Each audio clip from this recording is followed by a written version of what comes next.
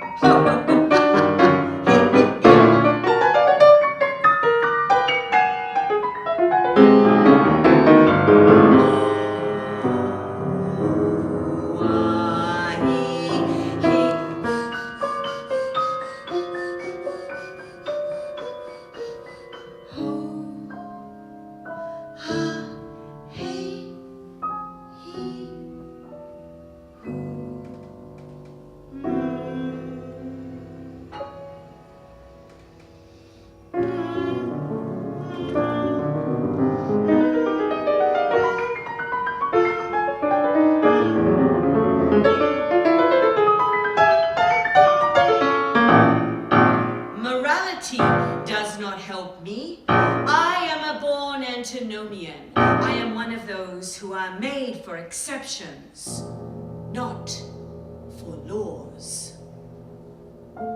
Religion does not help me.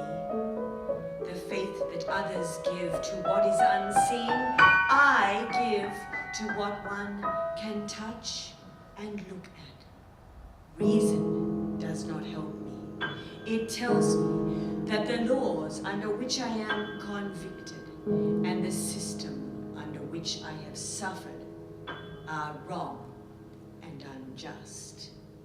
But somehow I have got to make both of these things just and right to me. I have got to make everything that has happened to me good for me.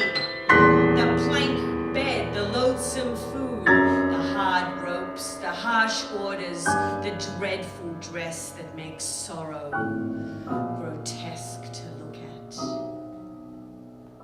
The silence, the solitude, the shame. Each and all of these things I had to transform into a spiritual experience. There is not a single degradation of the body which I must not try and make into a spiritualizing of the soul.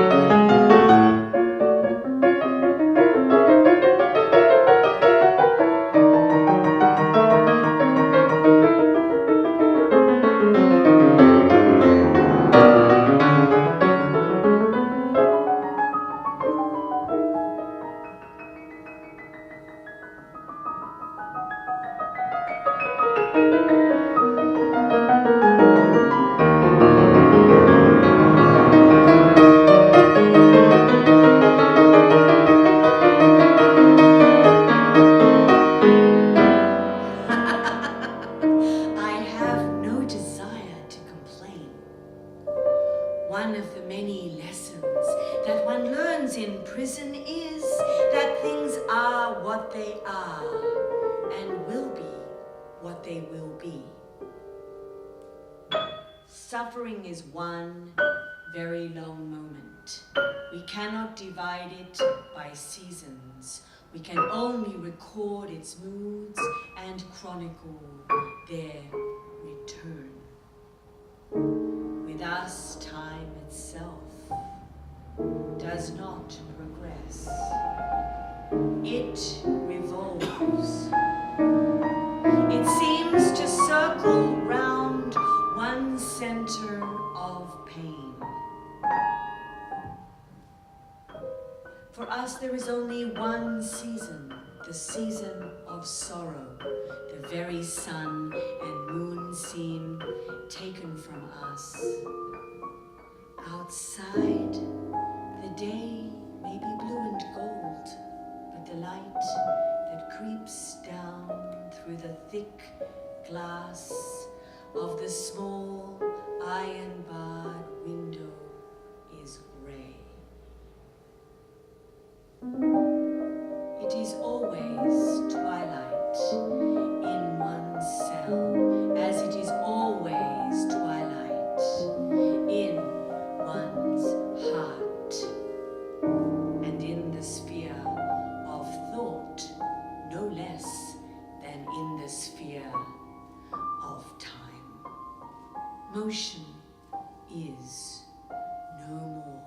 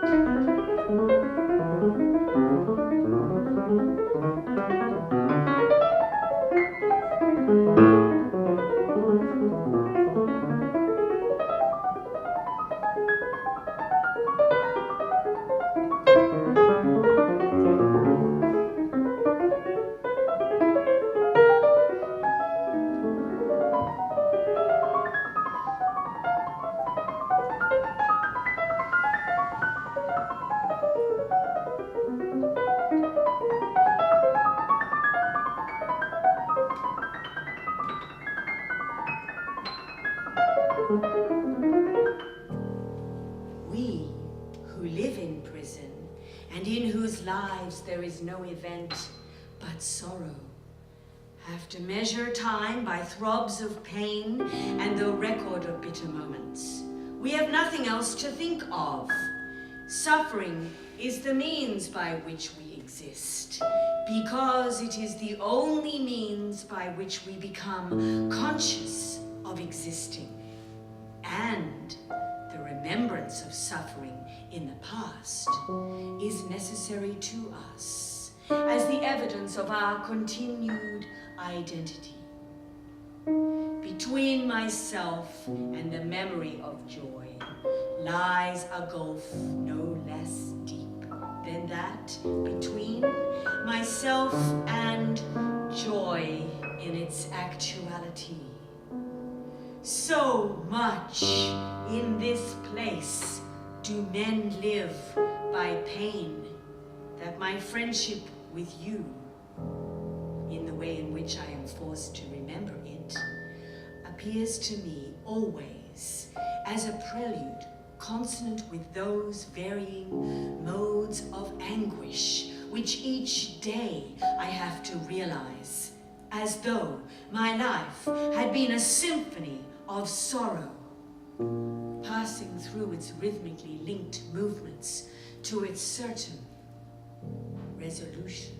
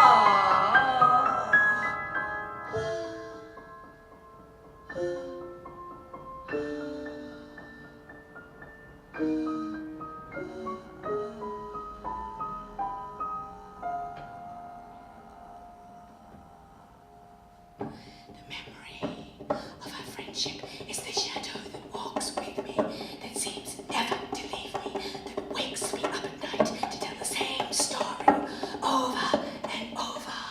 At dawn, it begins again. It follows me into the prison yard and makes me talk to myself as I tramp round each detail that accompanied each dreadful moment I am forced to recall.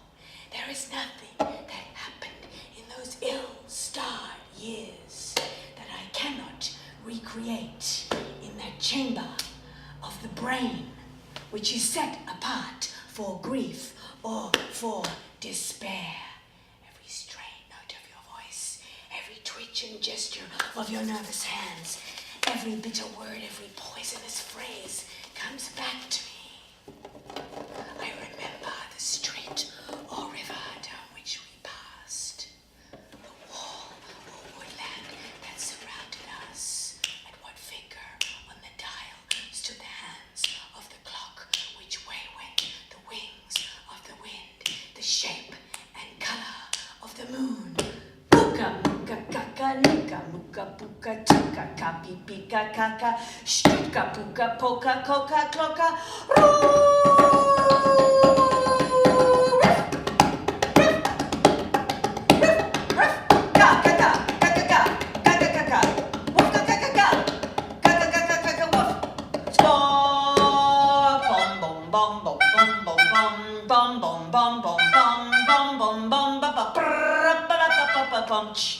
There is such a thing as leaving mankind alone.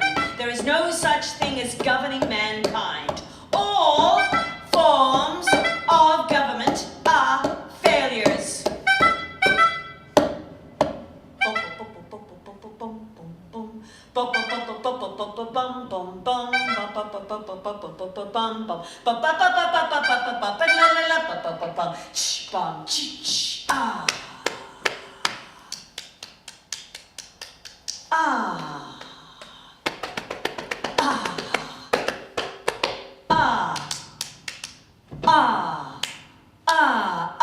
Boom, boom, boom, boom, bum. The gods are strange. It is not our vices only. They make instruments to scourge us. They bring us to ruin through what in us is good, gentle, humane, loving.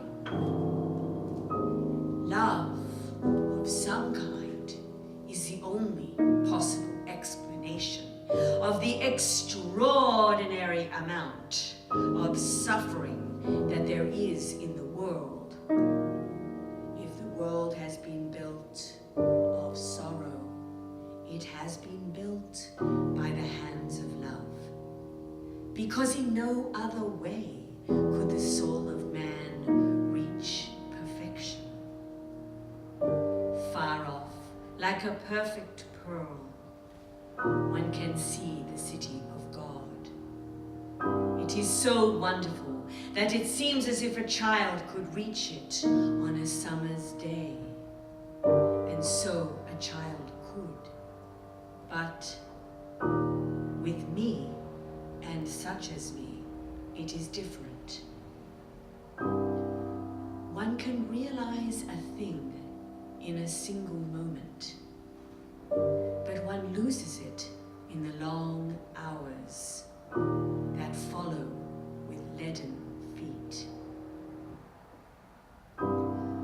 We think in eternity, but we move slowly through time.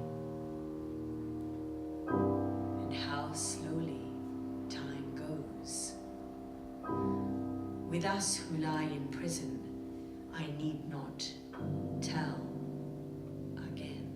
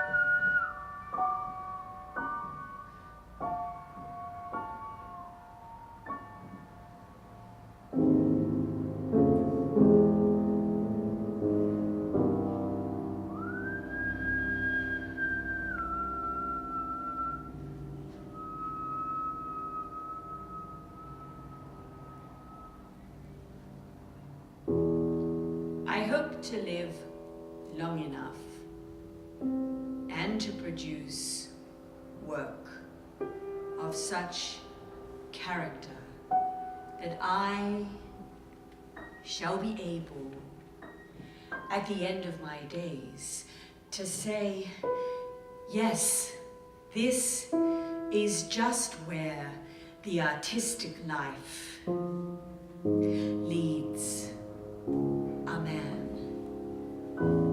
For the last 7 or 8 months, in spite of a succession of great troubles reaching me from the outside world almost without intermission, I have been placed in direct contact with a new spirit working in this prison through man and things that has helped me beyond words, so that while for the first year of my imprisonment I did nothing else and can remember doing nothing else but wring my hands in despair